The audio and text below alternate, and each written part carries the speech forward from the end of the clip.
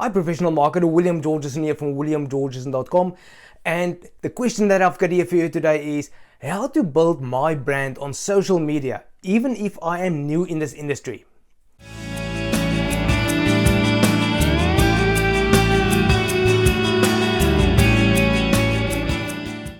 Now, first of all, I want to run through 3 points here at what your brand is not. And this is something that you most probably have heard before, but it is just necessary to run through this. Number one, what your brand is not. It is not your fancy business cards. It's not your fancy printed letterheads. It's not your blog. It's not your logo. It's none of that stuff. That is not your brand. Yes, it is part of it, and it can come at a later stage. But when you're new, it's not really your brand. Number two, it is not the company that you are associated with, affiliated with, or that who you're selling for, and any of its accolades. With other words, all these things about the company's debt-free and the president's been voted the best and, it's number 10 in the world and all that sort of things. No, that is not your brand. Number three, it is also not the product that you are selling and promoting. It's not that special ingredients in this product that, and the results that it's giving and all of that special stuff, it's rated as the best in whatever, by whoever. And no, that is not your brand either. Here's how I see a brand. When somebody has a problem or develop a problem which they need solving, if they immediately, without hesitation, if a name of a person, a company, a product, or a system appears in their mind without any hesitation, and they associate that person, product, system, or company with solving their problem, that is a brand. Then, if you reach that, if you are in your prospect's mind, if in your customer's mind like that, then you are a brand because you are associated with the problem that you are going to solve. Now, a little bit earlier, I just mentioned and I said stay away from a product or a service or a system or a company. And the reason I specifically said it like that is we are so easily saying, promoting our company or the network marketing company, their products, and and we put that in the front window of our shop, so to speak. Now, that company, that products, that systems does not belong to you and I. It belongs to that company. We are not the founders of the company. We didn't create the products, so it does not really belong to us. So we cannot really use that as a brand. We gotta use ourselves as the brand, and we can use that products as the aid in order to help a person to solve their problem. I really want to just use a little example. I just want to tell a little story, and not a real story that's happened, but I just want to put this in your mind. Just picture this.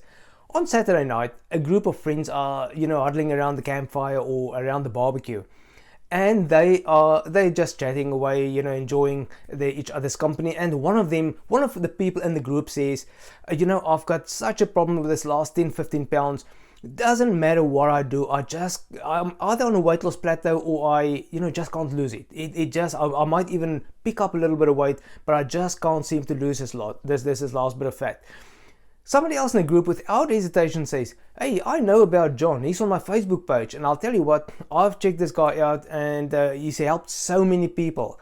And he is doing what you need now. He's sort of helping people to lose weight, and especially the ones that is in trouble with that last 10 pounds or whatever, and they can't lose it. He is the guy that he seems to solve this problem for them. I do not know what it is exactly what he's doing, but he seems to know what he's doing.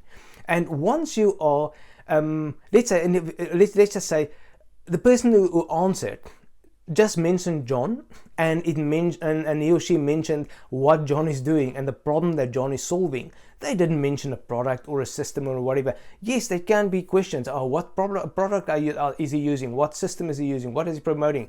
But when the answer came out, it was just the person and the problem that is getting solved. Once you get to that point, then you are known for that problem that you're solving, and that is building a brand on social media. I also want to say something additional here, and we're talking about multi-level marketing companies, affiliate marketing companies. If you are using the company name or the product, the weight loss shake, let's just keep it to the weight loss industry. If you use that up front as and you get branded, you're getting associated with that XYZ company or that ABC product.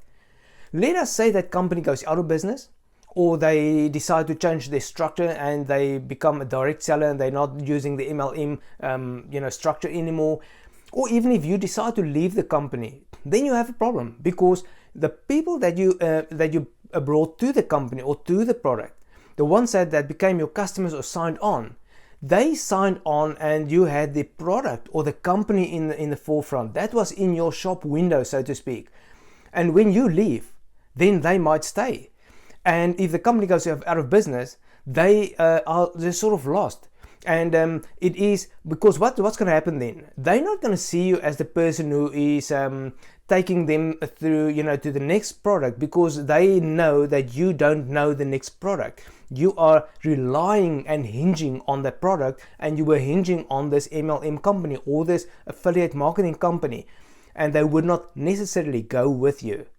But instead, if you are known as the person who, let's say, are busy moms who don't have time to prepare meals and they don't have time to go to the gym to get their bodies back, which they had before they had kids. If you are known as that person, and you have got a group of people who's, a group of, you've got an audience.